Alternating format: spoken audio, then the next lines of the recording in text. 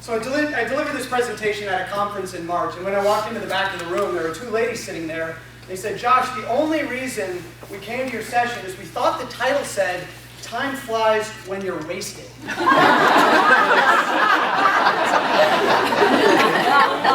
And I figured that's why most of you are here as well, because it is the MSA Fall Conference, but really no need to talk to you about things we're already all experts at. As it relates to time, though, I think it's essential that we start making intentional choices about how it's spent. How much of your day happens in routine that you're not even thinking about? The day just flows on, versus how much of it happens because you make an intentional choice about the important work you're going to do. So how do you most want to spend your time? Professionally, how do you most want to spend your time?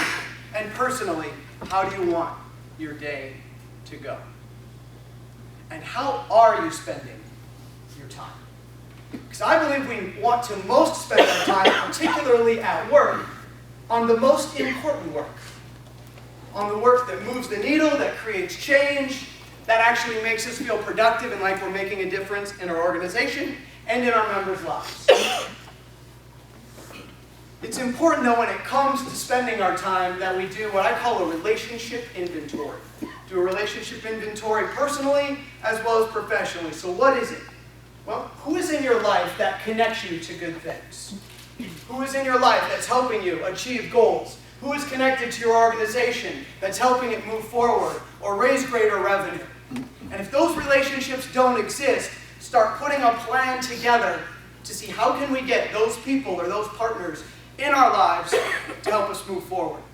But even more importantly, I think we should do a relationship inventory on those that are causing problems. So your next problem, your next drama, your next setback, your next stress will likely come from somebody that you know. And so we need to identify who are those in our lives that are creating the dramas, the stresses, the setbacks, and the difficulties, and either work to make those relationships better, create distance from those individuals, or get them out of our lives entirely. Because make no mistake, those who are toxic in our lives and those who are creating drama, stress, and setbacks are preventing you from happiness personally and productivity professionally. Balance does not equal happiness. How often have we heard throughout all conferences we've been to, I'm just trying to find a work-life balance. Balance does not equal happiness in any part of life. Doing more of what we want to do equals happiness. I'm not looking for a perfect balance between fulfilling personal life and fulfilling work life. I want to do those things in my personal life that are most fulfilling to me, and I want to do those tasks on a daily basis in my professional life that are most fulfilling to me. But we can't do those unless we start making intentional choices about how we spend our time and addressing the things culturally in our organizations and how we handle our personal tasks that get in the way of us doing the most important work. But remember, time you enjoy wasting is not wasted time. So for example, we all think that maybe going on social media or Facebook or Twitter or surfing the web at work is actually wasted time. I don't know, I actually think it's kind of fun. And sometimes it recharges me a little bit. But the dangerous time wasters are those things that feel like work, but actually are not. So what is your most important work? This is something you need to think about on your drive on the way home, is what is your most important work? But here's some ideas. Recruiting and retaining members, and the activities that make that happen. Offering excellent programs, not just the way that they've always been done, but ones that members talk about and share and that are noteworthy. Advocacy. Selling your products and services and the activities that lead to more of that happening. Solving challenging problems. Personal and professional development. Now I'm talking to the choir here at people at a conference, but Calvin asked who is responsible for employee engagement, and certainly the culture and the boss is, but each of us know that we make personal decisions about our personal and professional development, and whether or not we have permission from our boss to do so, we need to engage in that work. But whether or not we have permission from our board to go to a conference that we think is beneficial to us, doesn't prevent us from doing that. The only thing that prevents us from doing that is our own choices. So if this is our most important work, what are you doing instead? I think we waste a lot of time at work. For example, meetings. Meetings, one of those things that feels like work, but actually is not. Make no mistake, meetings are talking about doing the work. They are not actually doing the work. And once we reframe the way we look at meetings like that, we realize that the time we spend in meetings is not work. A book that everyone needs to read that is really inexpensive on Kindle is called Read This Before Our Next Meeting. It takes 2 hours and will completely change your meeting culture. One of the main things it talks about is you are going to eliminate any meetings that are just the purpose of updates or sharing information.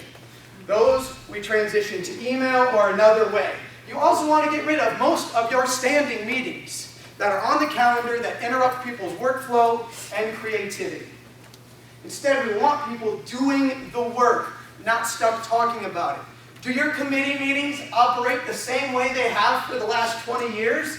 If so, why? How come we haven't made any changes to committee meetings and that there's actual work being done as opposed to just pretend work being done? Peter Drucker said, we either meet or work. We can't do both at the same time. So read this before our next meeting, whether you're an association or an allied member, is an essential read. 2 hours. Read it during your next boring exhibit that you're doing. So, as it relates to personal productivity, remember, time spent on a task does not equal its value.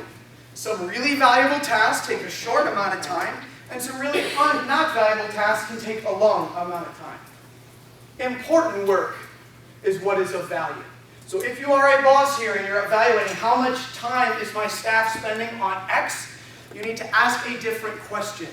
How much is my staff getting done on the important work, and what is getting in the way of that? So one thing that gets in the way of for all of us personally is email. So if I asked you, how do you most want to spend your time and how are you spending your time? I think a lot of us would say we're spending a lot of time in email and we're spending a lot of time in meetings. And then not as much time as we would prefer on the most important work. I had this problem. I had an email inbox with a ton of messages in it and a ton of unread messages. And I finally found a system that works for me, that today, this morning, in my Housing Link email inbox, I have 0 messages in it right now. Not 0 unread, 0. And it's with something I call the 3 T's of email management. The first one is trash it.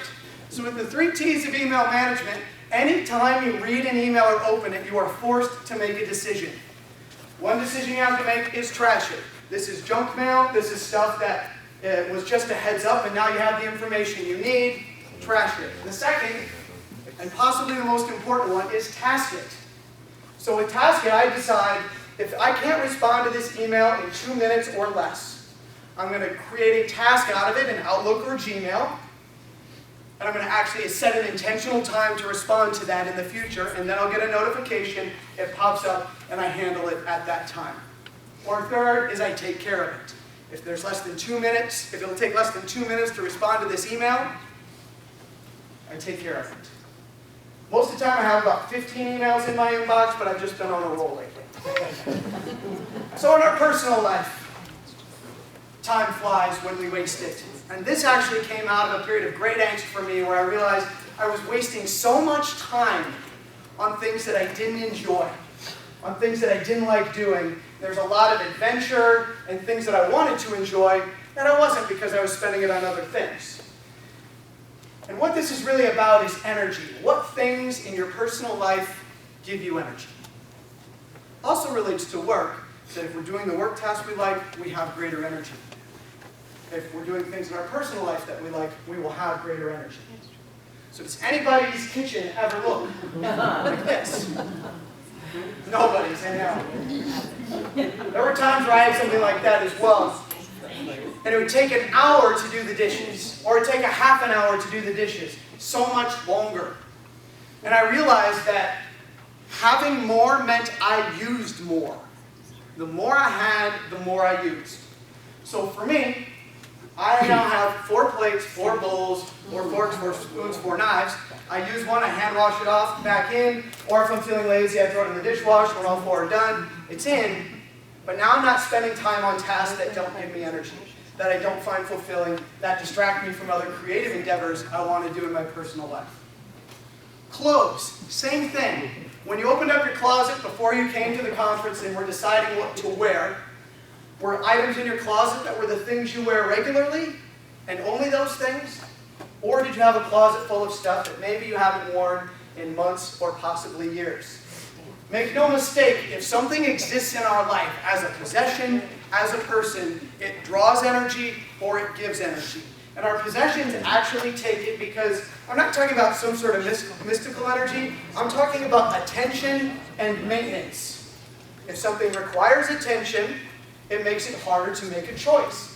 The more easily and fast we're able to make choices, then we're into doing the things we most want to do. Clutter.